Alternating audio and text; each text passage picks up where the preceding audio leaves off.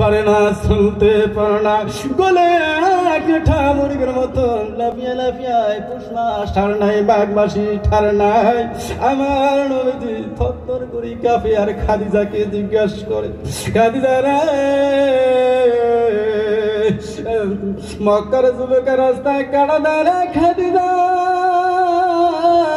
তীর মারে খাদিজা, যাই যাই আমার আবু জাহেলের বাড়িতে যাই।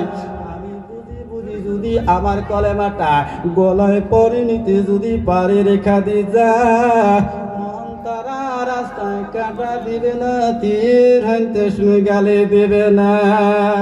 মা খাদিজা বলছে, হুজুর যাও না, যাও না, যাও না, আবু জেলের মেজাজ ভালো না, যাও না হুজুর। এবার আমার নবী, তোমার নবী বললেন কি কথা জানেন?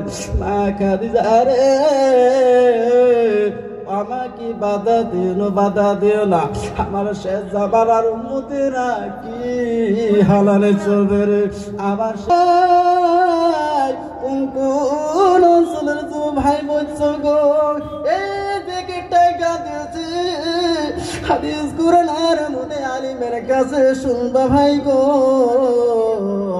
আমার নবীর গায়ে একটি জামা নাই, ৭০ রঙের একটি পাঞ্জাবি গায়ে দিয়া থরথর করে কাঁপতেছে, একটি হাতের মধ্যে টর্চ লাইট পর্যন্ত নাই, উষ্মালি ঠার শীতের রাত্রের যুবক ভাই, আমার নবী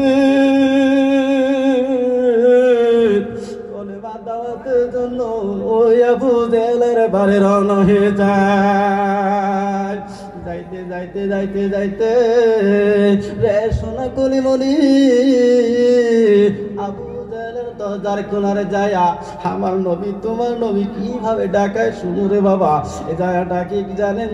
চাচা, চাচা গো, আমার মা নাই, আমার বাবা নাই, ও চাচা, চাচা গো, ঘুমাই থাকি যাবো চাচা। নিষ্ঠুর আবু জাহেল বাসা ঘরে দরজা খুলে রে খোলা, দরজা খুলিয়া দেখে আকাশের চাঁদ আমার নবীজি নূরের মতন জ্বলতেছে। জোরে বলুন সুবহানাল্লাহ, জোরে বলুন সুবহানাল্লাহ।